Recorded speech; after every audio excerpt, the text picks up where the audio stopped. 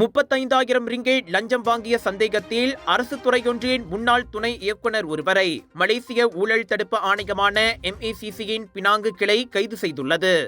Penang MACC இயக்குநர் Datuk S Karunanidhi அதனை உறுதிப்படுத்தினார். சந்தேக நபர் 50 வயது மதிக்கத்தக்க ஆடவர் ஆவார். இன்று காலை 10 மணியளவில் பினாங்கு MACC அலுவலகத்தில் வாக்குமூலம் அளிக்க சென்றபோது அவர் கைதானார்.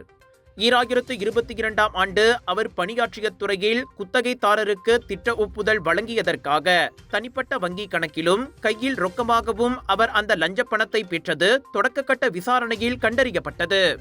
24 மணி நேரம் காவலில் வைத்து விசாரிக்கப்பட்ட பிறகு அந்நபர் MACC உத்தரவாதத்தின் பேரில் ஜாமீனில் விடுவிக்கப்பட்டுள்ளார். ராஜயோகாவின் மங்களகரம் நிறைந்த தனித்துவம் கொண்ட சூடம், ராஜயோகாவின் தெய்வீக நறுமணம் நிறைந்த அகர்பத்திகள் மற்றும் இயற்கையான நறுமணம் கொண்ட ராஜயோகாவின் சாம்பிராணிகள் என பூஜைக்கான தேவைகளை உங்களிடம் கொண்டு வருகிறார்கள் ராஜயோகா.